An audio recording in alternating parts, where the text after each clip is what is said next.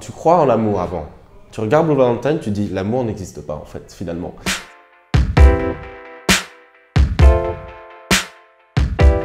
Je suis Timothée Hochet, auteur-réalisateur. J'ai fait la série Calls et quelques courts-métrages, dont La science de l'amour par exemple, de Cyprien.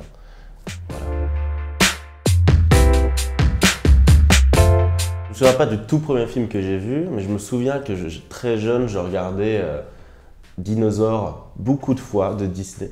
Pas un des meilleurs, hein. Et surtout je regardais en boucle la scène d'intro où il y a la fin du monde et l'explosion, donc ce qui est très inquiétant en fait pour finalement un enfant. Mais je regardais ça assez fréquemment et je me rappelle rembobiner la VHS et regarder, je trouvais ça magnifique, magnifiquement horrible parce que c'est vraiment genre une explosion nucléaire, mais je me rappelle du son, du silence total quand tu vois le champignon nucléaire, enfin l'astéroïde atterrir. Ça m'avait beaucoup marqué. Le dernier film que j'ai aimé, on peut vraiment aimer, ça va être Midsommar.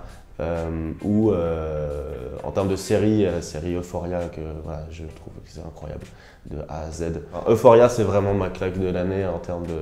Ça met à l'amende tous les films, même américains, vraiment, en termes de réal, en termes de jeu, en termes de scénar. C'est hyper intéressant. Et il faut vraiment voir ça. Enfin, moi, je trouve que c'est un vrai événement dans la série, dans le monde de la série aujourd'hui. Ça met un gap de OK, maintenant on peut faire ça, et ça inspire vraiment beaucoup. Si on a envie de faire du cinéma, ça inspire énormément à se casser le cul, à trouver des plans cool, des histoires vraiment intéressantes, mais surtout la réal, quoi. Enfin, c'est comment faire compliqué quand on peut faire ça. Là récemment, j'ai revu Walk the Line. Joaquin Phoenix me brise en 40. Et surtout la scène où il confronte son père à Thanksgiving. À chaque fois, je ne peux pas me retenir de pleurer. Mais il y en a plein, il y a vraiment bien. Ça peut aller vraiment de vice-versa à la liste de Schindler. Le garçon au pyjama rayé, quand je l'avais vu la première fois, j'étais vraiment dans un mood, j'étais ado, j'étais dans un mood hyper sensible peut-être. J'ai fait que de pleurer pendant le générique de fin. Et je me rappelle de ma mère qui vient derrière moi, qui ouvre la porte, et je fais genre que tout va bien, tu sais. Et je fixe le regard vers l'écran pour qu'elle ne voit pas que je suis en train de pleurer. Pourquoi? Je ne sais pas. Finalement, c'est bien de pleurer. Surtout devant des films, c'est vraiment c'est les meilleures pleurs que tu puisses avoir devant une œuvre d'art. C'est tellement bien. Il y en a beaucoup, mais en termes de séries, The Office, c'est très rare les séries où tu repenses à des moments et tu te marres tout seul dans la rue. Ça me fait ça, The Office.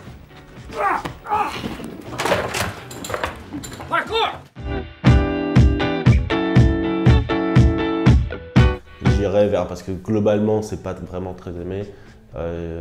Batman vs Superman, parce que oui, je vois les défauts, on va oublier toute la fin, disons, toute la bataille en CGI et tout ça, moi ça m'intéresse pas. Ce qui m'a intéressé vraiment, c'est d'un coup Snyder qui arrive, qui dit je vais poser une vision. Bon, en fait, les super-héros, c'est des vrais personnages qui ont des défauts. Le côté tout Superman et Jésus, Batman qui tue des gens et tout ça, j'ai trouvé ça hyper rafraîchissant.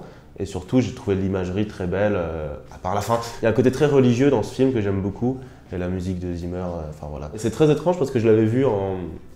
Alors c'est pas très bien de faire ça, mais à une époque, j'allais voir un film, et ensuite je restais dans le cinéma pour en voir un autre, sans payer ma place. Bon, ça va, Batman vs Superman, c'est pas non plus le petit film indépendant. Et du coup, j'étais allé dans la salle, et le film commence, sauf que c'est en 3D, mais j'ai pas mes lunettes.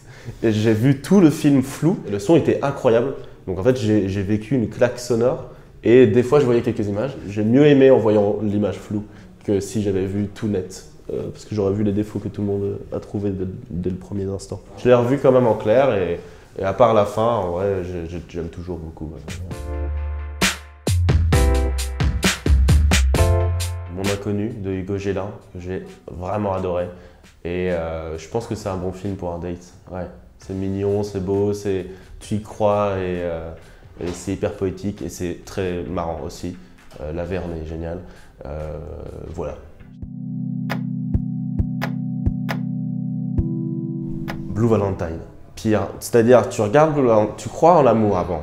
Tu regardes Blue Valentine, tu dis l'amour n'existe pas en fait, finalement. Ça ne veut rien dire. Pourquoi aimer? Pourquoi se faire chier? Donc ce film est le pire film, vraiment, officiellement je pense, hein, à voir en date, alors que c'est un film magnifique, vraiment. Il faut le voir seul quand tu es en dépression. Là, l'émotion est quadruplée. Mais non, ouais, c'est vraiment comment ne plus croire en l'amour. Je crois qu'il n'y en a pas parce que j'ai une mémoire défaillante horrible, mais mon film préféré c'est Magnolia et je pense que je connais beaucoup de répliques de ce film, étant donné que je l'ai vu 15 fois, ça devrait rentrer au bout d'un moment. Il y a une phrase que j'adore qui est « on en a peut-être fini avec le passé, mais le passé n'en a jamais fini avec nous ». Ouais, il y a un moment aussi où Tom Cruise est face à la journaliste et il dit « I'm quietly judging you ». Et il le fait tellement bien, il la regarde dans les yeux, parce qu'elle vient de lui demander « qu'est-ce que vous faites ?» Il y a 10 secondes de silence et il dit cette réplique et tu fais « waouh, ok ». Meilleur rôle de Tom Cruise pour moi dans ce film-là, il est incroyable. What am I doing? Yeah. I'm quietly judging you.